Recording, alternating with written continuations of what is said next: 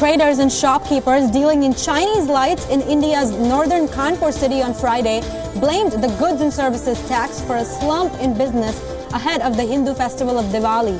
The implementation of the GST has had an adverse effect on festive shopping and left many small traders and businesses unhappy with poor Diwali sales.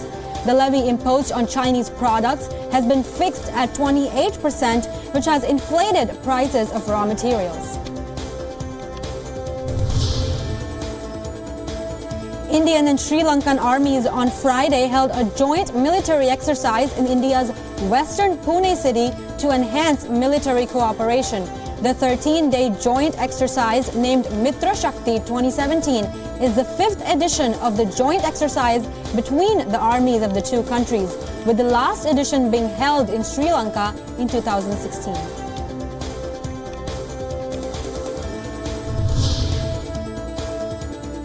U.S. President Donald Trump has decided to decertify the Iran nuclear deal. The move is expected to strike a blow to the 2015 agreement and is being seen as a major reversal of the country's policy against Iran. Calling it the worst deal ever, President Trump slammed Iran, claiming that it violated the agreement multiple times. Iranian President Hassan Rouhani said on Friday that Iran will remain committed to a multinational nuclear deal as long as it serves the country's national interests. Rouhani was responding to U.S. President Donald Trump's speech on Friday, in which he said he would not continue to certify the 2015 multinational agreement.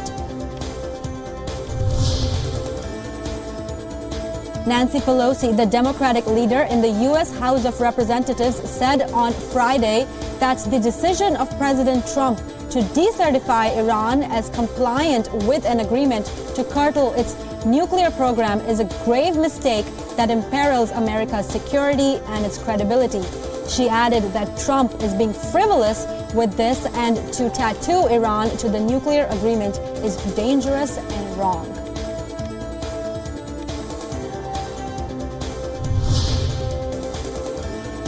In reaction to President Donald Trump's decision to not certify the Iran Accord, European Union's foreign policy chief Federica Mogherini said the United States cannot unilaterally cancel the 2015 nuclear deal between Iran and the world powers. Mogherini added that the deal is not a bilateral agreement, and the European Union has clearly indicated that the deal is and will continue to be in place.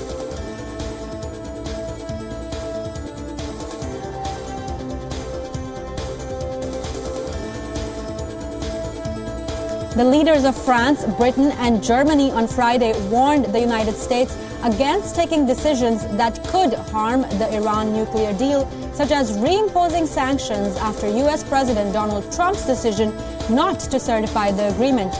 German Foreign Minister Sigmar Gabriel said that Iran deal had shown for the first time that it was possible to avoid a conflict through negotiations.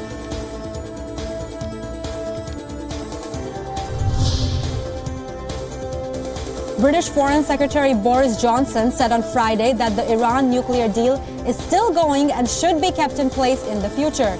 Johnson said that the multilateral agreement took a long time to negotiate and added that Britain would work with its partners to ensure its continuation.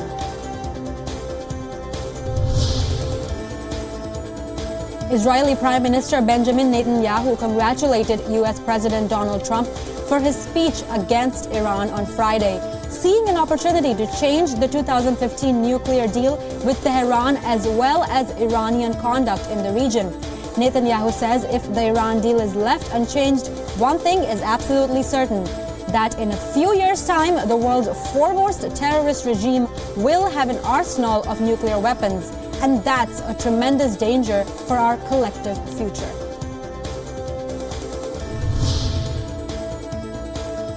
Appearing to contradict his previous statements, U.S. President Donald Trump has now said that he is open to negotiations with North Korea.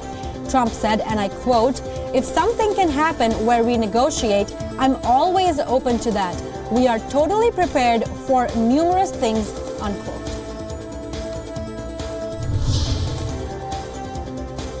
Former U.S. Secretary of State and presidential candidate Hillary Clinton said she was appalled to hear reports of sexual harassment allegations against Hollywood producer Harvey Weinstein. She said more should be done to stop sexist and misogynistic actions.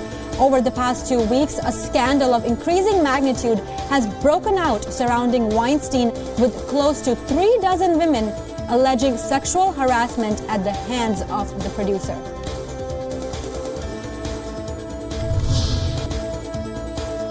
The International Monetary Fund said the Asian economy will continue to maintain an upward trend led by China for at least 5 to 6 years, as it serves as an important engine for global economic growth. In its latest Asia and Pacific Economic Outlook released Friday, the IMF raised its forecast for economic growth in the Asia-Pacific region for the rest of 2017 and 2018. Due to huge consumption power and prosperous investment in the region.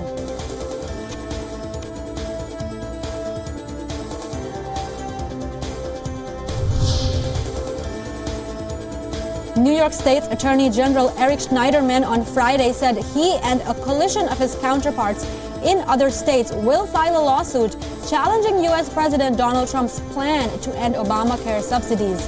Trump's subsidies to health insurers help low-income people pay out-of-pocket medical expenses.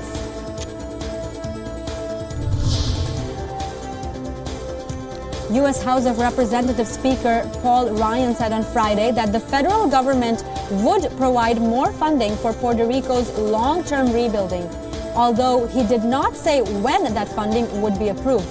The House has approved $36.5 billion in emergency relief for Puerto Rico and other areas hit by recent disasters. Senate approval is expected in the coming weeks.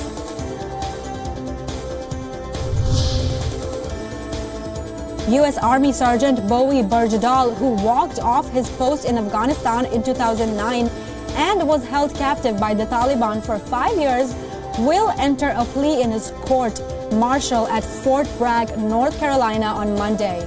Reports suggest the Indo-native would plead guilty to desertion and misbehavior before the enemy by endangering U.S. troops.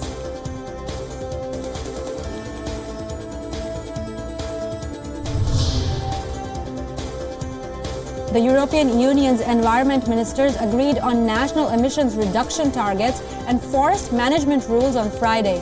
This in a push to show that the bloc is delivering on its promises ahead of the UN climate change talks next month.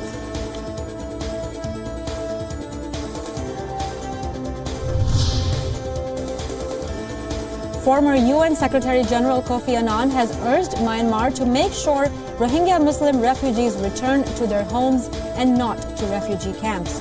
Annan has said that Myanmar's government needs to create conditions that will allow the refugees to return with dignity and with a sense of security.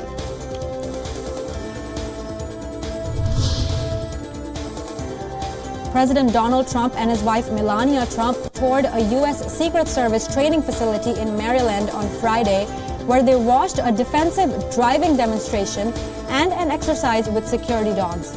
Press Secretary Sarah Huckabee Sanders and White House social media director Dan Scavino were passengers in the 2 Dodge Chargers that raced through a course where Secret Service agents learn vehicle handling skills.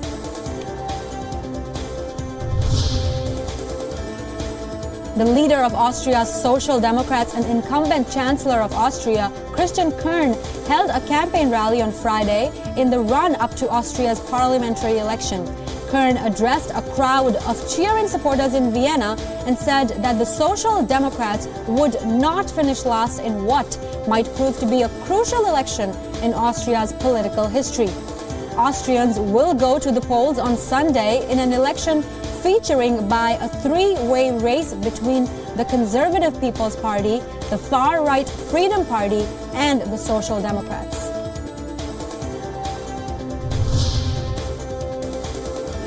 Hong Kong's Chief Executive Carrie Lam, in her maiden policy address on Wednesday, said Hong Kong will cut company profit tax to 8.25% for the first $260,000 of earnings.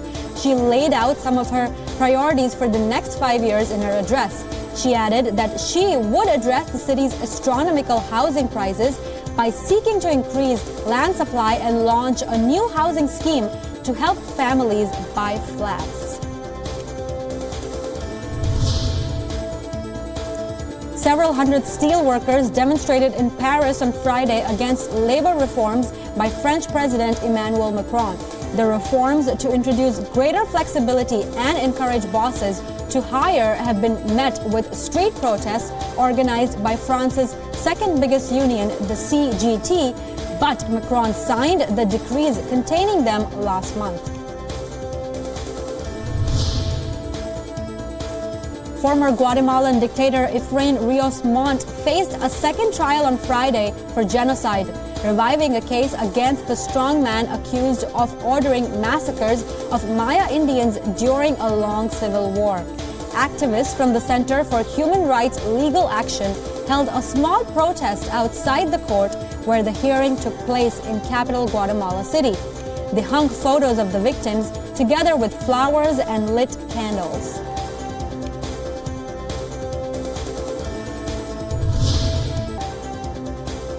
Former soccer star George Weah maintained his lead over Vice President Joseph Boakai as more provisional results from Liberia's presidential election were announced on Friday. If current trends hold, they will contest a runoff next month to decide which of them will succeed Ellen Johnson Sirleaf in what would be Liberia's first democratic transfer of power in decades.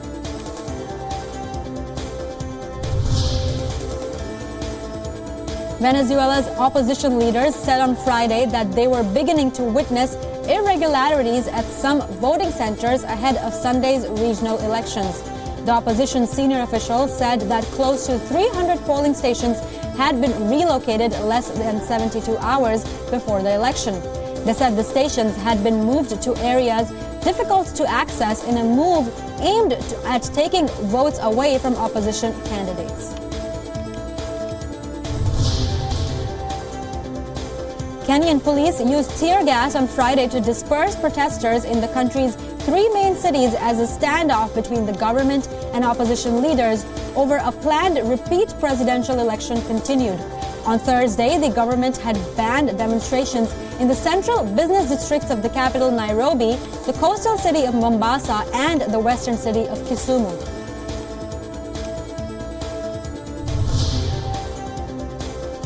The United Nations Cultural Agency selected former French Culture Minister Audrey Azoulay as its new chief on Friday, handing her the keys to revive UNESCO's fortunes after the United States pulled out.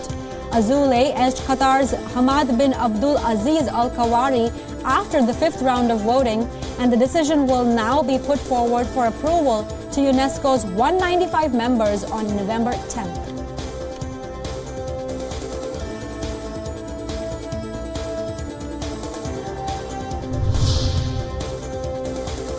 2017 could be shaping up as a record year for the number of attacks on schools. At least that's what a UN report has to say. The report says that 500 attacks on schools have been documented in just 6 months in war zones like Yemen, South Sudan, and Syria. Last year, the United Nations verified 753 attacks on schools and hospitals in 20 countries, wrecked by conflict as the world body seeks to track the violence and find ways to better protect children.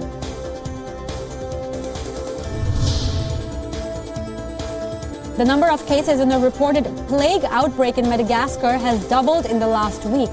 The outbreak had killed 57 people since the start of September, with 561 infected. Plague is mainly spread by flea-carrying rats. Humans bitten by an infected flea usually develop a bubonic form of plague which swells lymph nodes and can be treated with antibiotics.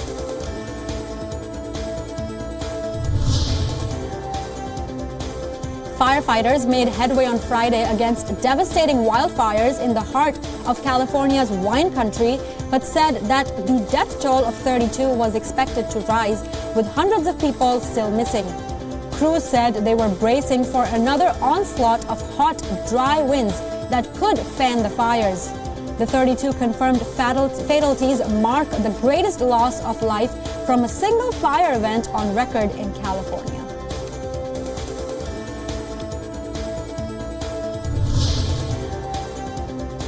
Two students have died and 17 were injured on Thursday after a freak hailstorm dumped water, ice, and precipitation in Bolivia's constitutional capital of Sucre.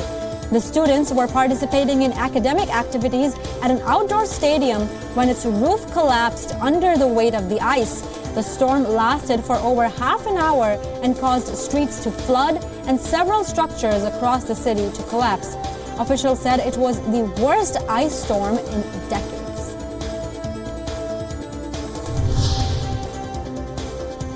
Shanghai on Friday won the bid to host the 46th WorldSKILls competition in 2021, along with cities in Switzerland and South Africa. The announcement was made during the WorldSKILls General Assembly, which convened in the city of Abu Dhabi, where the 44th WorldSKILls competition will take place from October 14th to 19th. Twin panda cubs celebrated their second birthday at the Toronto Zoo on Friday. This is their last birthday celebration in Toronto before they move to the Calgary Zoo next March. Staff members prepared a special birthday party for the twins, complete with bamboo stuffed cakes and a banner reading "Happy Birthday, Sub-Adults."